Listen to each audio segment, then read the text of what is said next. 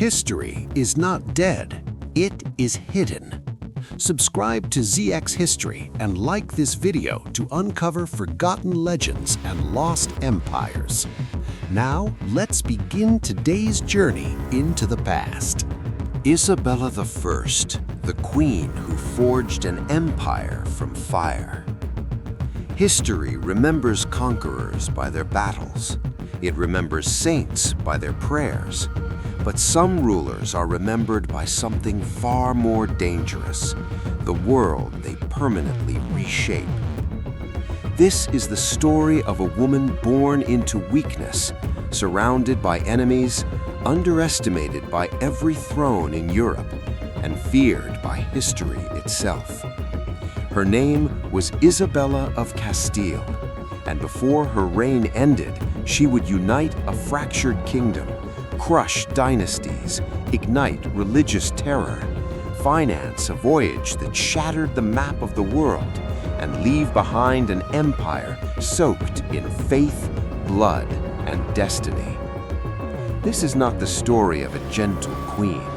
This is the story of power, belief, and the terrifying cost of absolute conviction.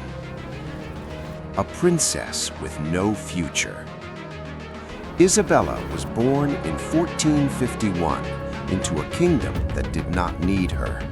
Castile was unstable, corrupt, and collapsing under weak leadership. Her father, King John II, died when she was only 3 years old. Her half-brother, Henry IV, took the throne, a ruler mocked as indecisive, manipulated, and possibly infertile. From the beginning, Isabella's life was shaped by neglect. She was raised far from court, isolated, ignored, and powerless. No one trained her to rule. No one expected her to survive politics, and no one believed she would ever matter. But while others dismissed her, Isabella watched. She watched how nobles betrayed kings. She watched how rumors destroyed legitimacy. She watched how power slipped from weak hands. And in silence, she learned a dangerous lesson. A ruler does not survive by being loved. A ruler survives by being obeyed. The king's mistake. Henry IV ruled Castile like a man afraid of his own crown. His court was divided. His nobles rebelled openly. His authority meant nothing. When his daughter, Joanna, was born, whispers spread like wildfire. They called her La Beltraneja, claiming she was the child of an affair, not the king. Castile fractured. Some supported Joanna, some looked to Isabella. Henry tried to control Isabella's future by controlling her marriage. He offered her to foreign princes like a bargaining chip. But Isabella refused, again and again. She understood something her brother did not. Marriage was not romance. Marriage was warfare. And she chose her weapon carefully.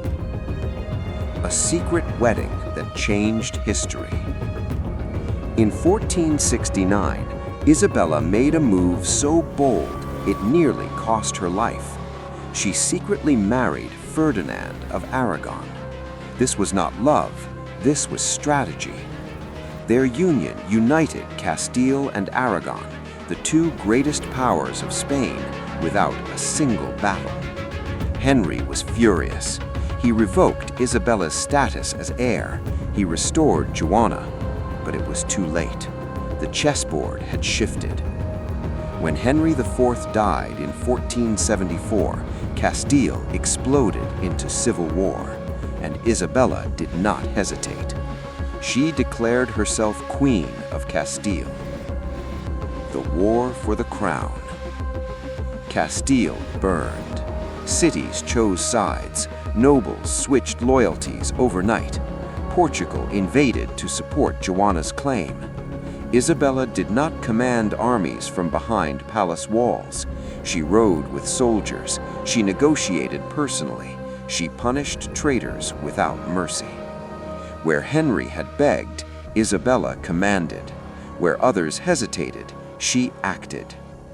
After 5 brutal years, Isabella emerged victorious. Joanna was defeated, Portugal withdrew, the nobles were broken, and Isabella stood unchallenged. Castile was hers. The queen who ruled with iron faith. Isabella did not rule like a politician, she ruled like a believer. To her, power came from God, and disobedience was not treason, it was heresy. She and Ferdinand centralized authority, stripping power from nobles, crushing rebellion, and restoring royal control. Justice was swift, punishment was public, fear became policy. But Isabella wanted more than order, she wanted purity. The Spanish Inquisition. In 1478, Isabella approved one of the darkest institutions in European history, the Spanish Inquisition. Officially, it existed to root out false converts, Jews and Muslims who had accepted Christianity but secretly practiced their old faiths. In reality, it became a weapon. Accusations required no proof. Confessions were extracted by torture. Property was seized. Families were destroyed. The Inquisition did not ask if you were guilty. It asked if you were safe to exist. Isabella believed she was saving souls. History would remember the screams. The fall of Al-Andalus. For centuries, Muslim kingdoms had ruled parts of Iberia. Only one remained, Granada. Isabella and Ferdinand launched a 10-year-long campaign to destroy it. This was not just conquest, this was crusade. Castles fell, cities starved, refugees flooded the countryside. In 1492, Granada surrendered. The last Muslim ruler handed over the keys of the city. 8 centuries of Islamic rule ended. Spain was Christian, united, and unforgiving. Exile and erasure. That same year, Isabella made another decision that would echo through time. She ordered the expulsion of all Jews from Spain. Conversion or exile, no compromise. Tens of thousands fled. Centuries of culture vanished overnight. Isabella believed unity required sacrifice.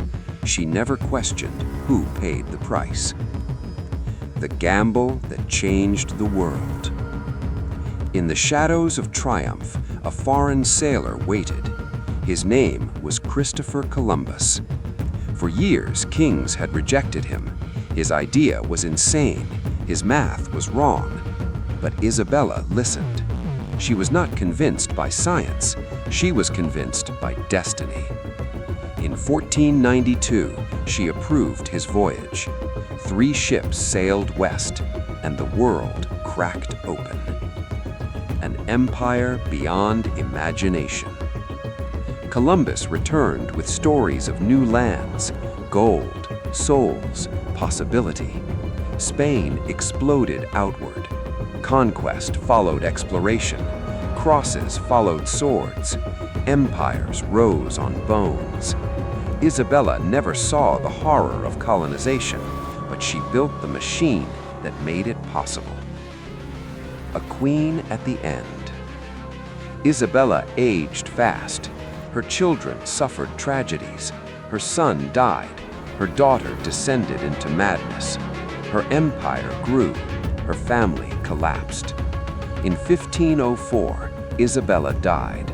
She left behind a united Spain, a global empire, and a legacy soaked in faith and fire. Was Isabella a hero, a tyrant, a visionary? History offers no mercy. She forged Spain with belief so absolute it crushed anything that stood in her way. She did not ask if her actions were cruel. She asked if they were righteous. And that made her one of the most powerful and most terrifying rulers the world has ever known. Because nothing is more dangerous than a ruler who believes God is on her side.